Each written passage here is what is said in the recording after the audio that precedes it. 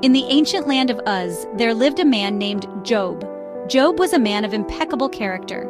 He was blameless and upright, a beacon of righteousness in his time. His heart overflowed with reverence for God, and he shunned evil with unwavering resolve. God had showered Job with abundant blessings. His flocks and herds were vast, his wealth exceeding all others. He was blessed with a loving family, 10 children who brought joy to his heart. Job was the epitome of prosperity and godliness.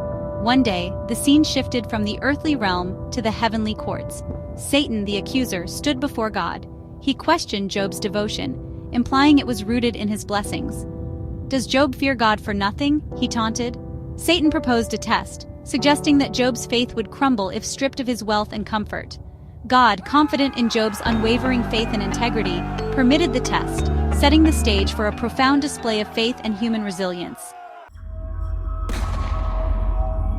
Calamity struck swiftly and relentlessly. Messengers arrived in quick succession, each bearing news more devastating than the last. Raiders had plundered Job's oxen and donkeys, his servants slain. A fire from heaven consumed his sheep and shepherds, leaving nothing but ashes. The Chaldeans descended upon his camels, leaving a trail of death and destruction. Just when Job thought it couldn't get any worse, the worst happened. A mighty wind demolished the house where his children were feasting, claiming the lives of all 10. As if the loss of his possessions and children wasn't enough, Job was struck with a loathsome affliction. Painful sores erupted all over his body, from the soles of his feet to the crown of his head. He sat in ashes, scraping his sores with a piece of broken pottery, a testament to his immense suffering. His wife, overwhelmed by grief and despair, urged him to curse God and die. But Job, in his agony, refused to blame God. "Shall we receive good from God, and shall we not receive evil?" he responded, his faith unshaken even in the face of unimaginable pain.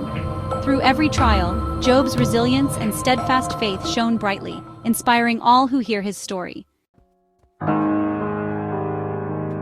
The news of Job's plight reached his 3 friends, Eliphaz, Bildad, and Zophar. They came to comfort him, sitting in silence for 7 days and nights, sharing his grief. When they finally spoke, their words, though well-intentioned, were laced with accusations. They implied that Job's suffering was a consequence of hidden sin, urging him to repent. They argued that God punishes the wicked and rewards the righteous, failing to grasp the depth of Job's situation. Job, however, vehemently defended his innocence. He maintained that he had always been upright and just, his conscience clear. He questioned God's justice, pouring out his anguish and frustration. He yearned for an audience with God, to plead his case and understand the reason for his suffering. Despite his friends' misguided counsel and his own tormented spirit, Job's faith in God's ultimate justice remained unshaken. He believed deeply in God's sovereignty, trusting that his suffering had a purpose beyond human understanding. From the heart of a whirlwind, God responded. He challenged Job's limited understanding, reminding him of the vastness of creation and the intricacies of the universe. He questioned Job's ability to comprehend the mysteries of life and death, good and evil. God, in his infinite wisdom, did not offer explanations for Job's suffering. Instead, he revealed his awesome power and sovereignty, prompting Job to acknowledge his own limitations. Humbled and awestruck by God's presence, Job repented. He recognized his place before the Almighty, acknowledging his finite perspective. He accepted God's wisdom and justice, even in the absence of explanations. Job's faith, tested by fire, emerged stronger and purer.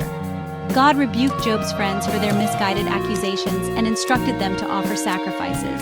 He then showered Job with double blessings, restoring his health, wealth, and family. Job lived a long and prosperous life, surrounded by his children, grandchildren, and great-grandchildren, a testament to God's faithfulness and the enduring power of faith. His story stands as an inspiring reminder that through unwavering faith, one can overcome the greatest trials and emerge victorious.